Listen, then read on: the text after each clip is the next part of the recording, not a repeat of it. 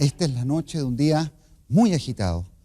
Lo único que quisiera es acostarme y dormir. Sin embargo, al dormirnos, miles de imágenes, una verdadera tormenta de imágenes, inunda nuestro cerebro. Pesadillas, alucinaciones, intuiciones fugaces como un rayo. Podríamos pensar que esto es un tiempo casi despreciable. Sin embargo, nos pasamos un tercio de nuestra vida durmiendo. En este programa exploraremos ese misterioso tercio.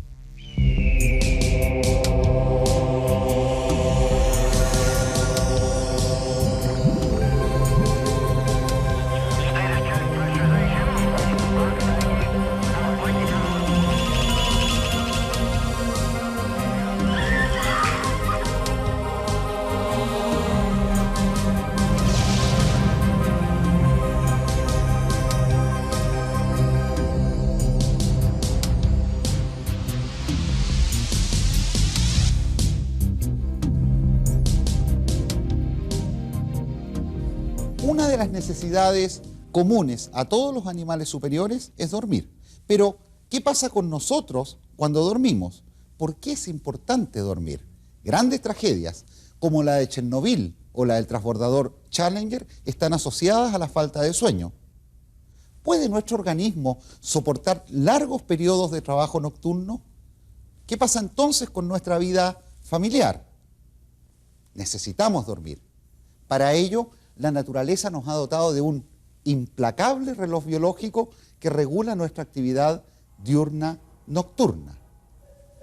Todas las noches, cuando nos dormimos, entramos en un misterioso mundo que ha fascinado al hombre desde siempre. Así que no se duerma, porque hoy exploraremos en menos de una hora la tercera parte de su vida, esa que usted pasa durmiendo. Cada vez que dormimos, iniciamos un largo y ajetreado viaje de varias escalas. Inmediatamente después de caer dormidos, experimentamos un dormir liviano que dura unos pocos minutos antes de pasar a un sueño algo más profundo, en el que los músculos se relajan permitiendo el reposo. En estos periodos, nuestra mente está completamente en blanco. Más adelante, el cerebro transita desde la calma a la tormenta. En ese momento del viaje, nuestro cuerpo queda tan activado como en la vigilia. La presión sanguínea aumenta, la frecuencia cardíaca se acelera, la respiración se agita. Entonces, nuestra mente es inundada de curiosas imágenes. Empezamos a experimentar la experiencia de soñar. Y aunque aparentemente estamos tranquilos e inmóviles, nuestro cerebro está siendo bombardeado por estímulos químicos y eléctricos que no alcanzamos a percibir, creando un mundo único y personal. Cada uno de estos ciclos se repite 4 o 5 veces durante la noche, y en cada uno de ellos soñamos entre 5 y 20 minutos. Podríamos decir que soñar no nos cuesta prácticamente nada como el lugar común, sin embargo recordarse y posteriormente interpretar parece ser súper difícil. Exactamente, soñar no cuesta nada, soñamos todas las noches varias veces, eso lo sabemos gracias a los neurofisiólogos, pero uno de tanto en tanto recuerda los sueños. Hay mucha variedad al respecto, hay personas que sueñan casi todos los días, que recuerdan sus sueños casi todos los días, otros rara vez, cada tantos meses. Sin embargo, estamos desperdiciando ahí un material precioso. Hay un refrán del Talmud, uno de los textos principales de la religión judía, que dice que un sueño no interpretado es como una carta no abierta. Todas las noches estamos recibiendo mensajes que generalmente son útiles de nuestro inconsciente hacia la conciencia y no les prestamos atención, no nos acordamos, o si es que llegamos a acordarnos pensamos que son tonterías o cosas extrañas, y la verdad es que hay toda una riqueza ahí que podemos extraer mediante un trabajo que no es sencillo, pero que puede estar finalmente al alcance de cualquiera. Desde tiempos inmemoriales, todas las culturas le han dado una importancia vital a los sueños. Hace 4000 años, se escribió en Egipto el primer texto que se conoce para interpretar los sueños. Según este, los sueños felices presagiaban desgracias y los sueños dolorosos auguraban dicha. Según la tradición hindú, el mundo nació de un sueño que tuvo el dios Vishnu, y tanto en la antigua China como en la Grecia clásica, los filósofos discutían si el hombre estaba despierto o solo era parte de un sueño. El sueño más conocido de nuestra cultura aparece en la Biblia. El relato narra la historia de un faraón que soñó con 7 vacas gordas que eran comidas por 7 vacas flacas. Al volver a dormir, soñó con 7 espigas de trigo verde seguidas de 7 espigas secas. Preocupado por estos poderosos sueños, llamó a su esclavo José, quien le reveló su significado. Primeramente Egipto gozará de 7 años de abundancia, pero después toda esa abundancia se acabará y durante otros 7 años la miseria caerá sobre tus tierras. Gracias a este sueño, el faraón tomó medidas de austeridad para su nación y nombró a José como su ministro. Mi pueblo será gobernado de acuerdo con tu voluntad. No solo en la antigüedad, los jefes de Estado se guiaban por sus sueños. Napoleón planificaba sus campañas militares basándose en sus sueños. Mahatma Gandhi comienza la liberación de la India basándose en un sueño. Un hombre recoge sal entre el mar y la arena. Como contrapartida, el tirano ugandés Idi Amin Dada decía que Dios inspiraba directamente sus sueños, lo cual le daba carta blanca para cometer todo tipo de fechorías. Y hoy en día, ¿cuántos de nuestros líderes usan sus sueños para tomar decisiones? Pese a su importancia, desde el Renacimiento la ciencia relegó los sueños al campo de la superstición y la hechicería. Hasta que en 1900 el médico vienés Sigmund Freud publicó La interpretación de los sueños, revolucionando la psiquiatría. Freud planteó que la mente humana funcionaba en 2 niveles, uno consciente y otro inconsciente. En estado consciente, decía Freud, reprimimos experiencias traumáticas, impulsos sexuales y deseos inaceptables. Estas experiencias quedan registradas en el inconsciente, provocando angustia y neurosis. ¿Cómo ir a la raíz de estos problemas para tratarlos? Freud planteó que nuestros deseos reprimidos se pueden expresar a través de los sueños. Para hacerlo, utilizan símbolos con significado propio para el soñante. Por lo tanto, asociando el contenido de los sueños con las propias experiencias, podía encontrarse la clave para tratar los problemas de angustia y neurosis anidados en nuestro inconsciente. Los sueños utilizan las imágenes porque se pueden expresar un montón de significados que están dando vueltas en la cabeza de la persona. Entonces, el sueño utiliza ciertas imágenes para expresar algo que le está pasando a la persona. ¿Tú te recuerdas a algún tipo de sueño que pudieras darnos? Así como, ¿cómo trabajas un sueño? Por ejemplo, una paciente mujer. Y la paciente me cuenta de que estaba ella en un sueño, pero ella en realidad no era como era ahora, sino que era como que era más niña, y se veía en el sueño como tomando un jarrón grande y hermoso. En la terapia, el psicoanalista pide al paciente hacer asociaciones entre los símbolos o elementos del sueño y sus propias experiencias.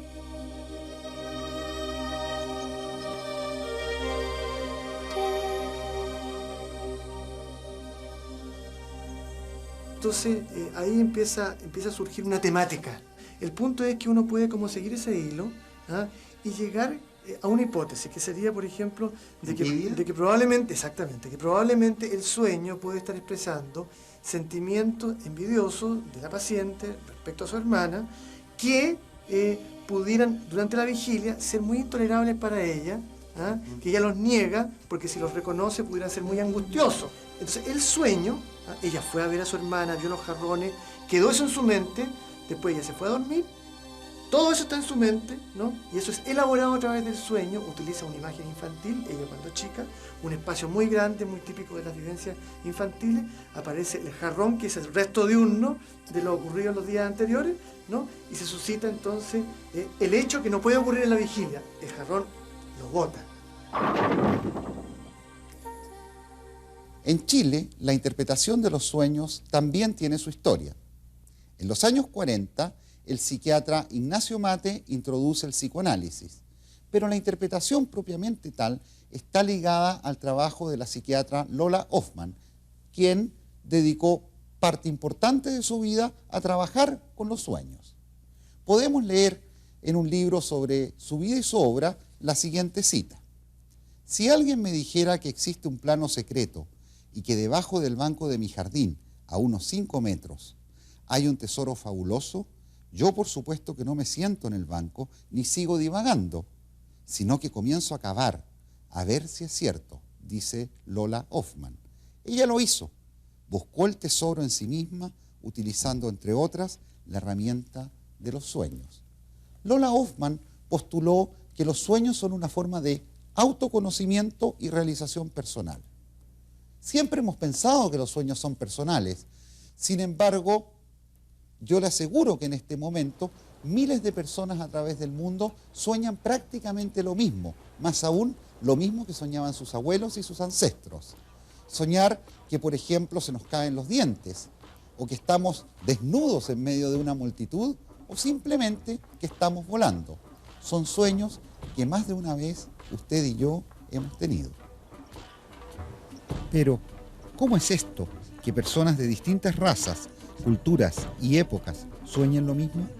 El médico suizo Carl Jung se internó por los caminos que ligaban los sueños con distintas culturas. Descubrió que no importaba de qué pueblo, raza o cultura se tratara, siempre había símbolos que se repetían en el arte, en los relatos y la mitología de todos ellos.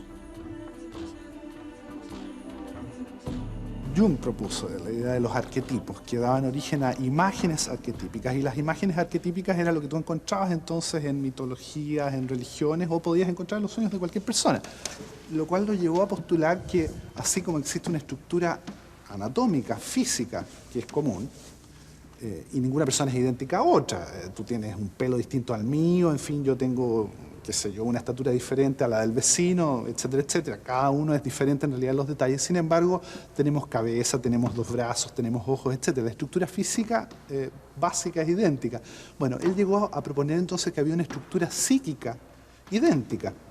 Aunque estuviéramos hablando de personas de distintas culturas, con una distinta educación, en fin.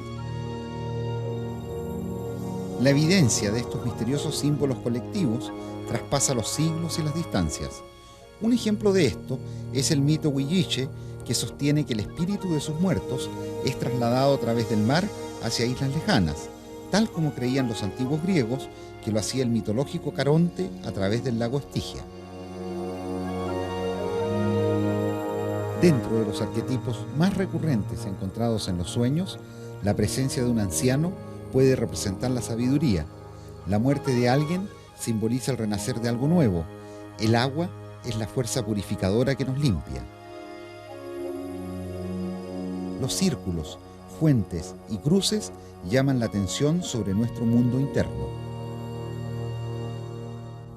¿Cómo podemos utilizar esas imágenes que nos llegan del subconsciente? ¿Cómo podemos tratar de, a partir de esas historias aparentemente inconexas, utilizarlas para crear o para resolver un problema?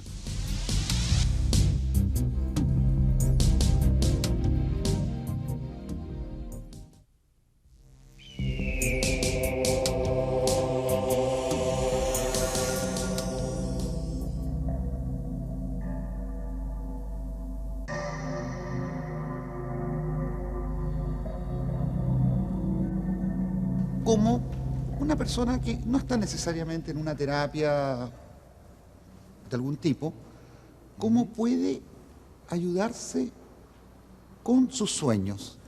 ¿Qué protocolos podría seguir?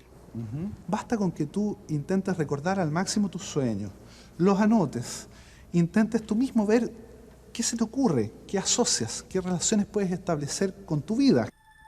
Haciendo este simple ejercicio, un sueño puede incluso ayudarnos a mejorar algún aspecto de nuestra existencia cotidiana.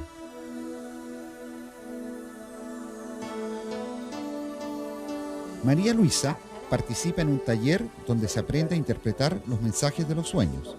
Durante una sesión, el grupo trabajó un sueño que para María Luisa era importante, pero que no lograba descifrar. Soñé que estaba en el dormitorio de mi hija, contándole que había ido al médico y a través de la radiografía habían encontrado que había 3 alfileres alojados en mi hígado.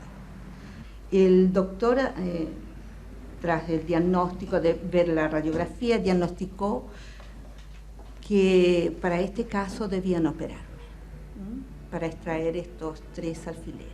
Los sueños son como mensajes en código. Y cada sueño tiene su propio mensaje en código. María Luisa, ¿con qué sensación se despertó de ese sueño? Bueno, sentía un cierto malestar, una rabia contra mi madre.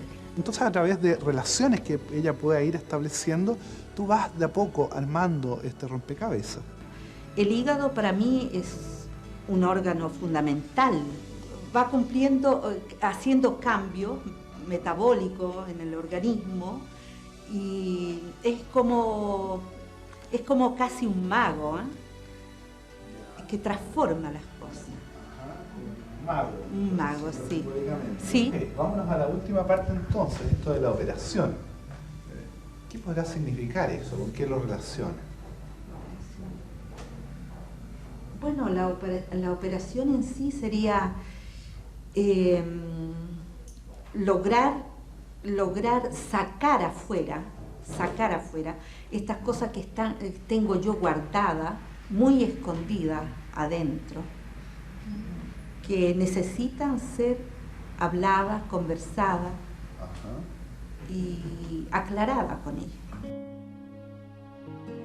Al terminar la interpretación de un sueño, algo habrá cambiado. Puede advertirse un problema que era inconscientemente rehuido. Pueden reconocerse fortalezas que se desconocían o empezar a aceptar una situación dolorosa.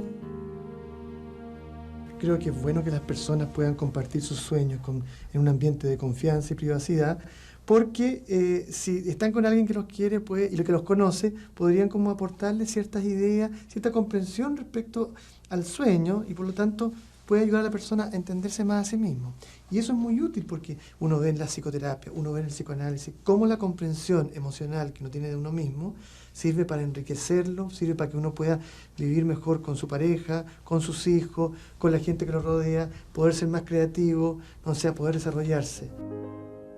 Aclarar los sueños no solo ha sido importante para grandes estadistas como Napoleón o Gandhi, también ha sido significativo para grandes creadores como Peter Ilich Tchaikovsky, quien en una carta dirigida al director de la Ópera de Moscú le decía lo siguiente: el germen de una composición futura llega repentinamente e inesperadamente arraiga con una fuerza y una rapidez extraordinaria.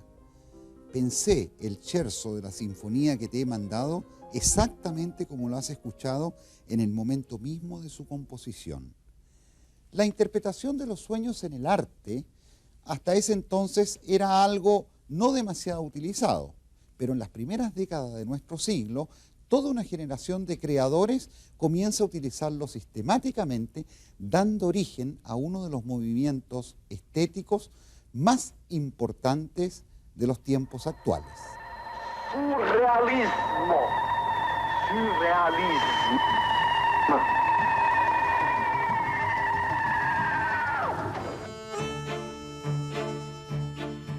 Influido por la teoría freudiana, a mediados de los años 20, una corriente artística llevó el mundo onírico a sus creaciones. El surrealismo buscaba expresar el funcionamiento real del pensamiento en ausencia de cualquier control ejercido por la razón, tal como ocurre en los sueños. Así lo hicieron Buñuel en el cine y pintores como Chagall, Klee, Picasso, de Chirico o Miró, que usaban en sus obras recursos propios de la irracionalidad de los sueños.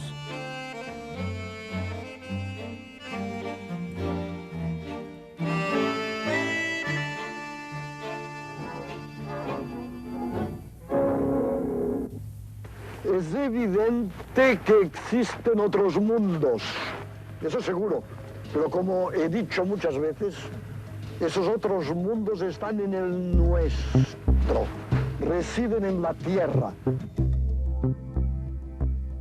Sabemos por qué soñamos, pero ¿nos hemos preguntado alguna vez para qué soñamos? Soñamos para aprender y reforzar lo realmente significativo de nuestras experiencias vitales, y porque a través de nuestro mundo onírico se nos abre la posibilidad de crear e inventar. En sus sueños habita un gran creador al que usted puede despertar para vivir mucho mejor. Los sueños siempre han llamado la atención del cantautor Eduardo Gatti.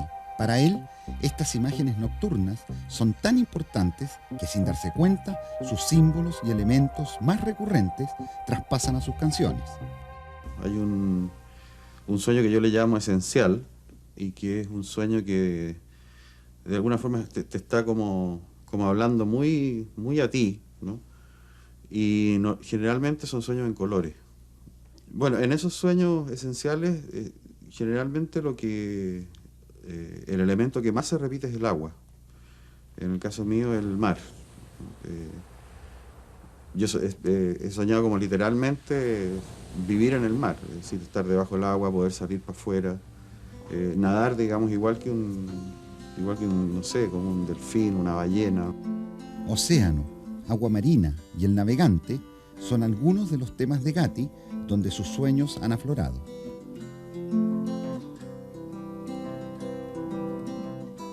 El proceso de crear, inspirado en los sueños, no se da de manera directa y consciente en los artistas. Lo que se ve más bien son símbolos oníricos que se apoderan de parte de sus obras.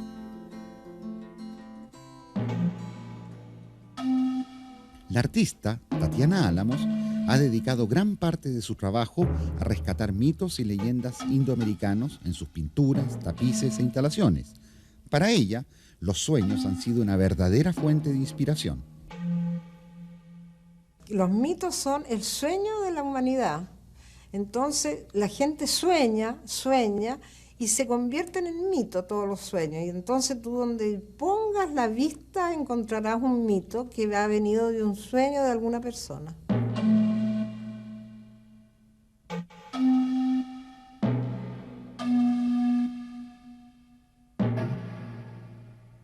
Al soñar tú en un poco la América prehispánica y al meterte en todo este tema maravilloso, yo creo que vas soñando la vida, vas soñando el mito.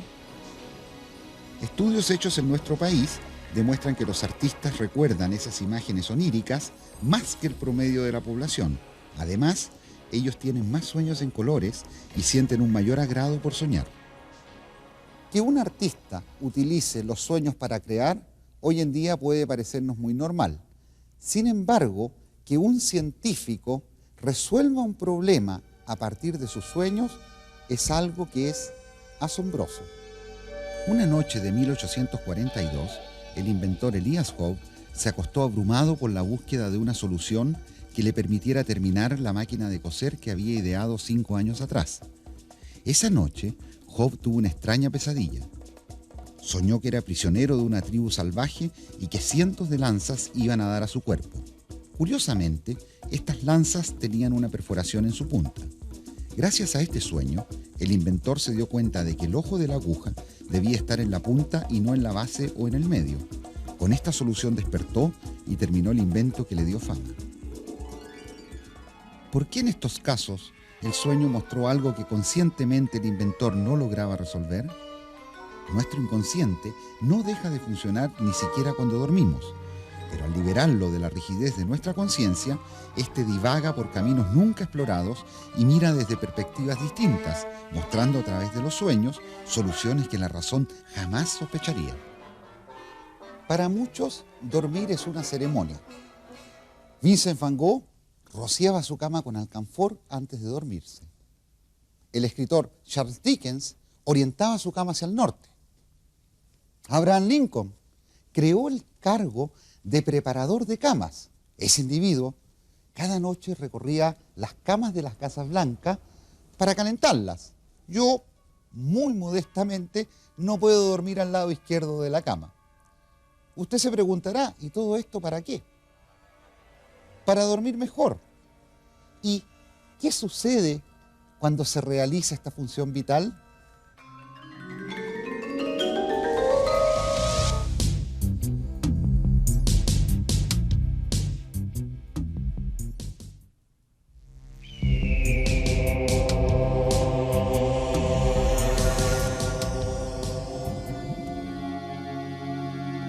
Es de noche. La mayoría de los seres vivos se preparan a dormir. Cada uno encontrará su particular manera de descansar.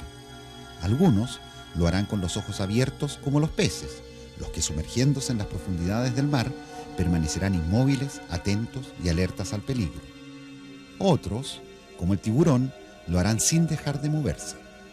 Sobre la tierra, el camaleón, como un niño, reclinará su cabeza y la tortuga se encerrará dentro de su caparazón sin poder contemplar el cielo estrellado.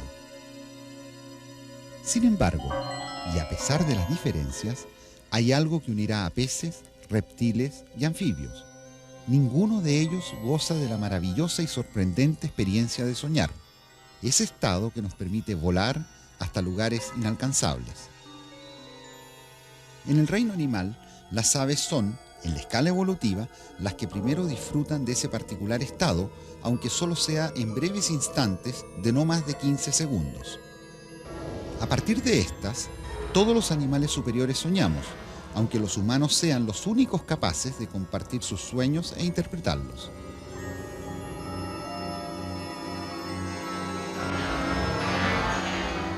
La capacidad de soñar está sin duda relacionada con los millones de años de evolución de la vida. En la medida que los organismos se van haciendo más complejos, muy en particular el cerebro, aparece esta función. ¿Pero qué es lo que es esta función? Esencialmente son millones de neuronas intercambiando señales eléctricas que producen las bellas imágenes que conforman un sueño o una pesadilla. ¿Y para qué sirve este intercambio de señales eléctricas? Según una de las teorías actuales, esto serviría para cargar la información en nuestras neuronas que vamos a utilizar en nuestra memoria, desechando aquella que nos sirve. ¿Desde cuándo nos acompaña este inseparable amigo? Diversas investigaciones han concluido que comenzamos a soñar cuando tenemos apenas 28 semanas de vida intrauterina. Antes de nacer, nuestra actividad onírica permite la maduración del cerebro y que aparezcan en nosotros ciertas conductas, como la respiración o la succión, que resultarán básicas para nuestra futura sobrevivencia. Cuando uno mira al feto a través de una ecografía, ve de que el feto lleva su mano a la boca. Tiene movimientos cada vez más complejos y muy precozmente durante el embarazo. Y cada vez que aparece este estado, todo ese conjunto de repertorio motor, de respirar, de tragar, de deglutir, es justamente en ese momento en el cual se activa el sistema, en este estado del soñar, que eso sucede. Al nacer, nos enfrentamos a un mundo nuevo. Aparece la vigilia y los periodos de actividad onírica comienzan a disminuir progresivamente. Niños de 3 a 4 años sueñan imágenes pobres y estáticas con poca fantasía. Recién, entre los 8 y 9 años, cuando se ha consolidado el uso del lenguaje y el manejo de símbolos, comienzan a soñar como lo hacen los adultos. Hasta los años 30, la única forma de saber si una persona soñaba era despertarla y preguntarse. Sin embargo, con el desarrollo del electroencefalograma, fue posible estudiar la actividad cerebral mientras se dormía. Hoy día, para saber qué ocurre cuando dormimos, se realiza una polisomnografía, con la que se detecta minuto a minuto la actividad cerebral, el movimiento de los ojos, la frecuencia cardíaca y respiratoria y los movimientos de la persona mientras duerme. Al quedarnos dormidos, pasamos a las etapas más profundas del sueño. Las frecuencias cardíaca y respiratoria se hacen lentas y regulares y no se registra actividad onírica. En este momento es cuando el organismo realiza su descanso físico, se hace la reparación de tejidos y se reemplazan las células muertas. Luego de casi una hora, el sueño empieza a hacerse más liviano hasta alcanzar un momento durante el cual nuestro cerebro está tan activo como en la vigilia. Es entonces cuando empezamos a soñar. Durante la noche, este ciclo se repetirá al menos 4 veces. Todas estas fases sobre las cuales transitamos noche a noche, a la mayoría nos parecen evidentes y simples. Sin embargo, este tercio de nuestra vida puede traernos un montón de trastornos y patologías que alteran el diario vivir. En un extremo tenemos a 1 millón de chilenos que no sacan nada con contar ovejas, con lecturas, con continuas visitas al refrigerador, los insomnes. Y en el otro, una de las enfermedades más enigmáticas y raras de nuestro siglo, el síndrome de Klein-Levin. Los hermanos Felipe e Ignacio Guzmán viven en Copiapó, donde aparentemente llevan una vida normal, excepto por una razón. Desde que se inició su adolescencia, ambos comenzaron a sufrir larguísimos periodos de sueño. Mira, a nosotros aquí en Copiapó, un 24 de diciembre, teníamos un grupo bien rico esa noche. E Ignacio, el día 23, se presentó extraño. Nos dimos cuenta que iba a caer en crisis. Pero él se hizo harto el ánimo, se arregló incluso el 24, como a las 9 de la noche se duchó, se preparó porque íbamos a ir a la misa, todos en familia, como acostumbramos a hacerlo. Y llegaron las 11:30 de la noche y lo veo yo tendido en nuestra cama. Entonces le digo, Ignacio, vamos, que es la hora de partir a misa. Me dice, mamá, no puedo porque el sueño me rindió. Así que te doy un beso. Te doy un beso, me dijo, y feliz Navidad. Te digo, han pasado 2 años y todavía me afecta montones, porque Ignacio no despertó hasta el 31 de diciembre en esa oportunidad. Ese dato yo lo encuentro importante. Ese sería otro. Criterios de tratamiento. El Klein-Levin es una enfermedad que ha sido descrita desde los años 40 y solamente se han descrito hasta el día de hoy y documentado no más de unos 100 o 150 casos. Es una enfermedad cuya característica específica es una hipersomnia periódica. Eso significa que el paciente que sufre esta enfermedad tiene una vida absolutamente normal durante un periodo largo, puede ser 1 mes o 2 meses incluso, y a continuación entra en un ciclo de sueño profundo que va a durar 3, 4, 7 días, 10 días. Felipe comenzó a sufrir el síndrome a los 12 años. Hace 1 año ya no tiene crisis. Ignacio, en cambio, todavía manifiesta ataques de sueño que duran 2 semanas. Durante estos periodos, él queda completamente aletargado, es incapaz de despertar voluntariamente y sufre serios cambios conductuales. Bueno, yo no soy yo porque me cambia la personalidad, estoy como un sonámbulo, estoy como otra persona.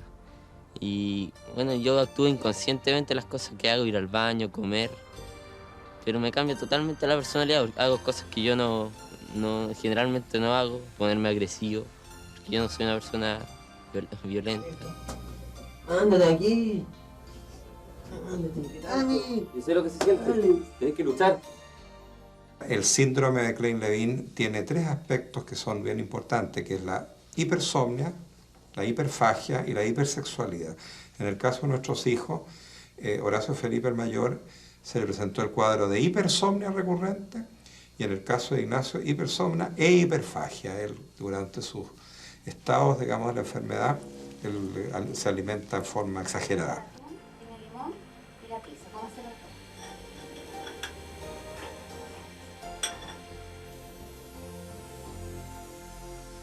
A las personas que les cuenta esto dicen, ah, qué rico, voy a dormir. No, nada que ver, porque tienen que pensar que yo estoy perdiendo parte de mi juventud, estoy perdiendo parte de mi vida por esto. Es súper terrible porque estoy perdiendo tiempo que después no la voy a poder recuperar. A pesar de los estudios médicos realizados a los cerca de 150 pacientes que en el mundo han tenido esta enfermedad, poco se sabe de sus causas. Algunos la atribuyen a factores genéticos, otros a desórdenes metabólicos en la etapa del crecimiento. Con esta incertidumbre, para Ignacio y Felipe, el futuro es, por el momento, un gran enigma. Yo creo que luchando uno puede distraer. Yo me distraigo, por ejemplo, siento que esto me va a venir, me empiezo a sentir débil. Incluso ahora también lo he sentido este año. Y me encierro en mi pieza, escucho música a todo volumen, qué sé yo.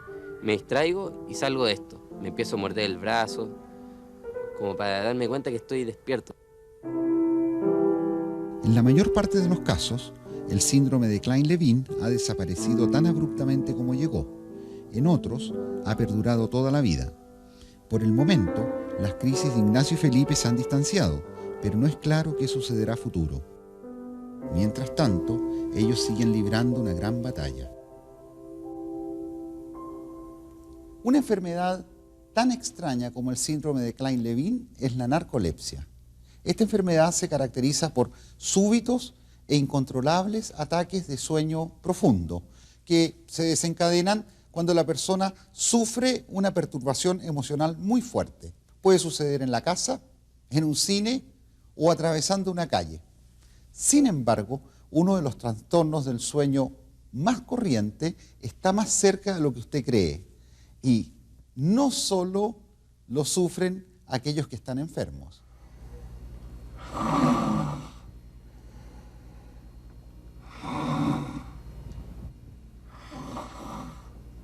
Carlos de repente deja de respirar. Y no sé, eso me despertaba y lo miraba y lo veía, no sé, pues súper tranquilo ahí sin respirar, y yo contando 1, 2, hasta 60 segundos, sabiendo el daño que le hacía al cerebro, al corazón, a todas esas partes vitales del organismo, el hecho de que no respirara. Entonces me entraba una rabia contra él, decía yo, pero ¿por qué? ¿Por qué me hace a mí esto? Yo que no sé, yo que sé esta cosa. Lo despertaba, al principio, claro, se despertaba, me decía, ya, disculpe, me voy a poner en otra posición, pero ya después, con el tiempo y los años, se molestaba. Y no sé, se enojaba y me decía, bueno, ¿y para qué me despiertas si yo estoy durmiendo estupendo?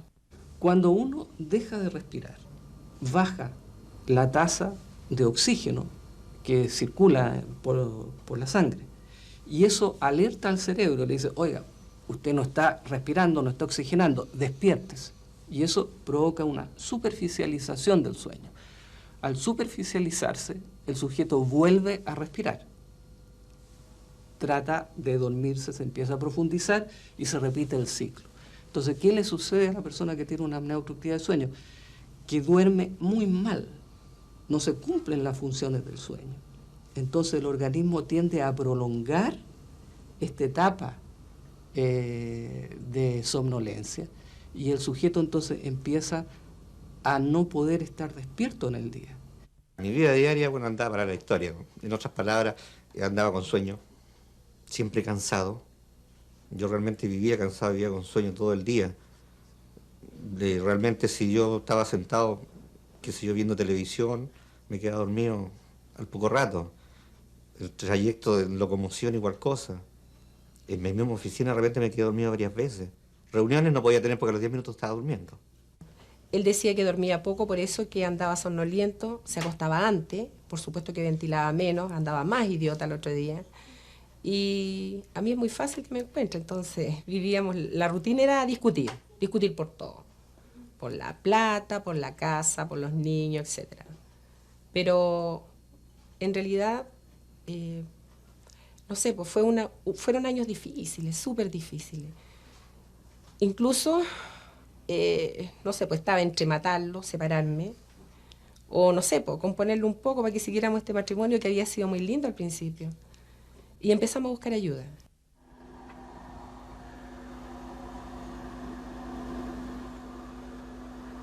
El CPAP es una máquina que introduce aire a presión y eso hace entonces que las paredes que están flácidas se abran.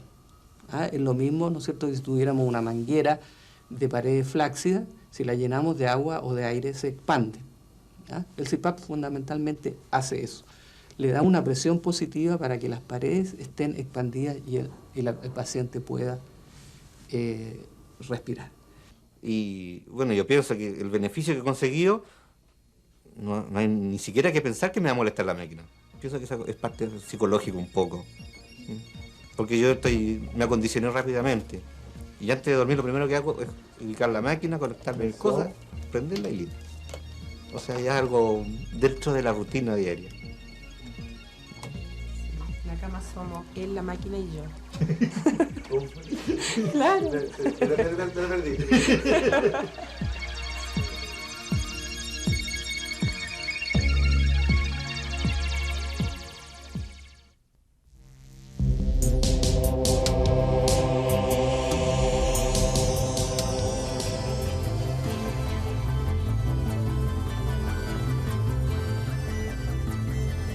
¿Le da a veces la impresión de que la noche y el día son casi dos mundos aparte? Durante el día trabajamos, hacemos trámites, estudiamos. Cuando empieza a oscurecer, nos recogemos, vamos a un café, volvemos a casa y finalmente dormimos. La responsabilidad la tienen la luz y la oscuridad. Aunque suene extraño, estamos sincronizados con nuestro medio ambiente y no es mucho lo que podemos hacer para rebelarnos contra eso. ¿Por qué no podemos evitar dormir de noche, mientras que de día funcionamos al 100%? Los seres vivos, tal como lo conocemos hoy día, tienen características que son producto de toda una evolución en la cual se han adaptado a su medio ambiente. Desde el inicio de nuestra evolución, los seres humanos, eminentemente visuales, nos adaptamos a funcionar de día y dormir de noche. Sin embargo, han transcurrido miles de años de evolución. Hoy, la tecnología nos permite iluminar artificialmente la noche y trabajar en ambientes donde el sol nunca brilla. Hemos logrado crear luz y oscuridad. ¿Por qué entonces no somos capaces de dominar nuestro organismo y todavía dependemos de la noche y del día como nuestros antepasados? La respuesta está dentro de nuestro cerebro. En el hipotálamo de todos los animales existe una especie de reloj interno que organiza todas nuestras actividades en fases de poco más de 24 horas. La alternancia entre luz natural y oscuridad sincroniza nuestro reloj biológico con el día y la noche. Cuando comienza a oscurecer, el cerebro recibe la señal y nuestro organismo comienza a cambiar. Disminuyen los ritmos vitales, baja la temperatura, la tensión decae y los músculos languidecen. Entonces vienen las incontrolables ganas de dormir. Pero ¿qué pasa si nos rebelamos? Si insistimos en ir contra nuestra biología y alteramos nuestro ritmo interno prolongando la vigilia por más de una noche.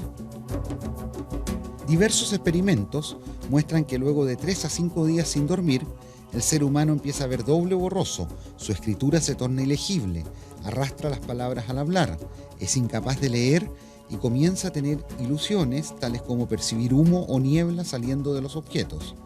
Más adelante pueden aparecer alucinaciones y delirios de persecución. Sin embargo, todos estos trastornos que ocurren en nuestro ser pueden ser revertidos simplemente volviendo a descansar y dormir. Estamos condenados a seguir nuestro reloj biológico que indica cada una de nuestras actividades.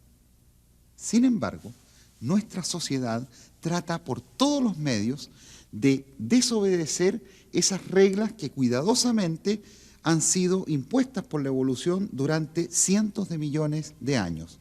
Vivimos hoy en una sociedad delirante que no para ni un minuto, la sociedad de las 24 horas.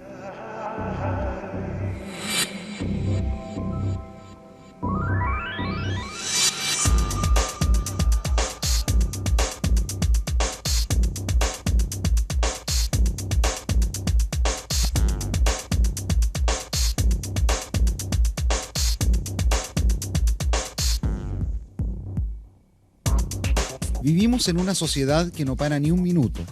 Cada instante vale dinero. 525.600 minutos al año sin descanso. Máquinas incansables son manejadas por hombres y mujeres que sí se cansan. ¿Cuál es el riesgo de esta vorágine inherente al desarrollo de un país?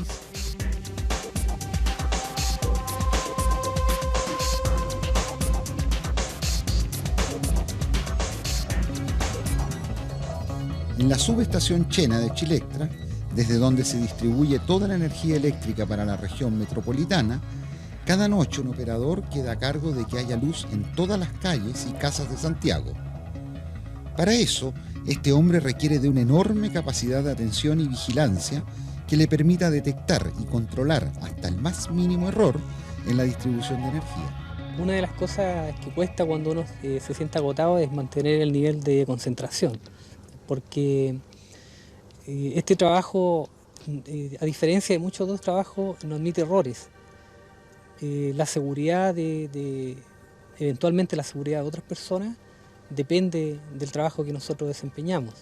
Al cansancio físico que implica trabajar contra la propia naturaleza, se suma la carga de convivir con una familia y una sociedad que funciona en un horario totalmente invertido. Entonces ellos obviamente no tienen la culpa de que yo esté trabajando de noche, ni tampoco mi vecino que quiere hacer el aseo o poner la radio fuerte, ¿te fijas? Entonces yo no puedo dormir, por ejemplo, a primeras horas en la mañana, cuando está el desenvolvimiento propio de cada hogar.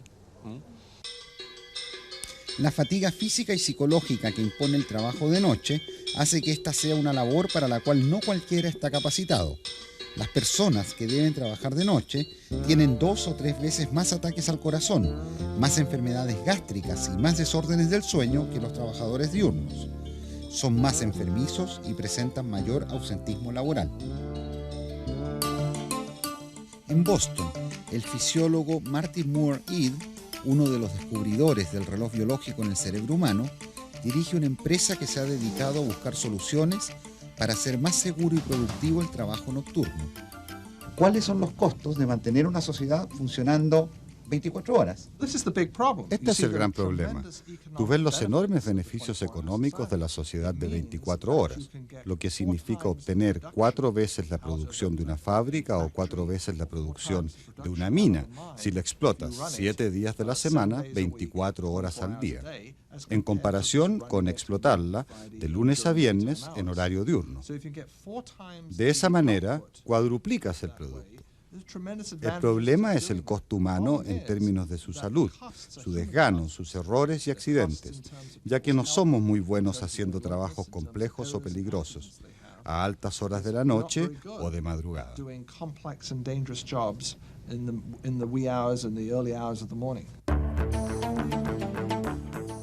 Contribución de errores humanos y juicio deteriorado relacionado con la pérdida de sueño por el trabajo durante la madrugada. Así describió la comisión investigadora las causas que provocaron la explosión del transbordador espacial Challenger en 1986. El sueño de los operarios nocturnos también habría influido en los accidentes de las centrales nucleares norteamericanas de Three Miles y David Bees, ambos de madrugada, y lo mismo se sospecha de Chernobyl a la 1:23 de la mañana. Cuando ocurre un grave accidente durante la noche o la madrugada, los expertos en seguridad apuntan su mirada directamente a las causas humanas. Por más descansado que esté un trabajador, la pérdida de alerta y de concentración es inherente a todo trabajo nocturno. En estas condiciones, un leve error puede tener consecuencias fatales. Si entendemos qué hace a la gente adormilarse y qué las despierta, si entendemos por qué se producen las fallas humanas, entonces podemos diseñar sistemas que trabajen con la biología y no en su contra. En otras palabras, podemos diseñar sistemas de iluminación, de temperatura, con vibraciones, con sonidos, que ayudan a la gente a mantenerse alerta. Podemos crear estrategias para dormir, podemos programar a la gente de diferentes formas durante las 24 horas, permitiéndoles estar alerta incluso a las 3 de la mañana. Esto puede producir enormes avances. Vemos un 50% en la reducción de accidentes y mejorías en la salud.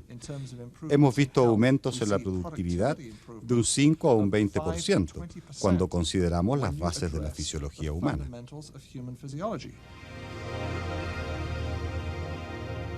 A pesar de todo el avance que hemos logrado, de la tecnología y la capacidad de cambiar el entorno a nuestro antojo, no podemos desoír nuestra biología y ojalá nunca lo logremos.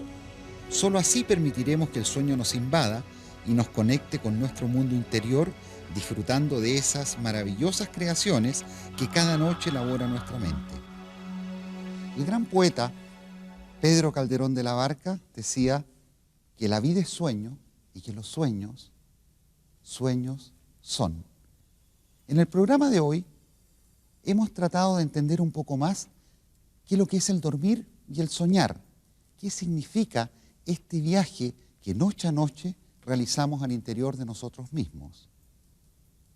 Y como para dormir hay que contar un cuento, había una vez un emperador en China que soñó ser una mariposa. Al despertar, le dice a su ayuda de cámara: he soñado que era una mariposa. El ayuda de cámara lo mira y le dice: emperador, ¿no serás acaso una mariposa que sueña ser emperador?